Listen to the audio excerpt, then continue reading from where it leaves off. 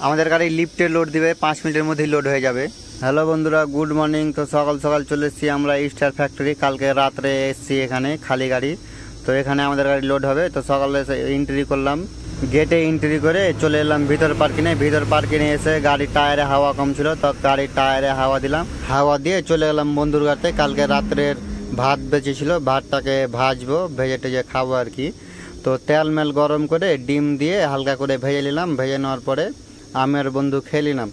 খেতে খেতে খাওয়ার পরে আমাদের গাড়ি বললো লোড হবে, তাই চলে গেলাম গেটে মেন গেটে এসে এখানে প্রথমে নিলাম স্লিপ নিয়ে চলে গেলাম লোডে।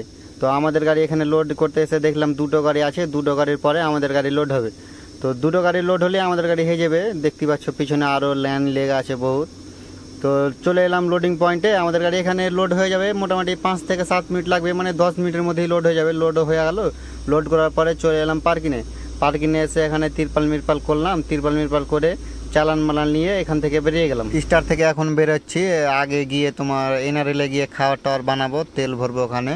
গাড়িতে তেলও নাই, গাড়িতে তেল ভরবো, খাওয়ার বানাবো। তো বন্ধুরা, এনআরএল ঢুকতে আমাদের টাইম হয়ে গেল 4টা। গোসল টোসল করতে 4টা বেজে গেলো। তারপরে চাপে দিলাম খাওয়ার, ডিম আলু। পাশের গাতে রাঁধছে ভাত, আমি চাপে দিলাম ডিম আলু। খাওয়া দাওয়া করতে এখানে সন্ধ্যা হয়ে গেল। খাওয়া দাওয়া করে গাড়িতে তেল ভরলাম। আজকে আর যাবো না, রাত্রি হয়ে গেল, গুয়াহাটি পার করা যাবে না। কালকে সকালে উঠে আবার যাব। তো এখানেই ঘুমাবো তেল ভরে। আই বন্ধুরা, গুড নাইট সবাইকে।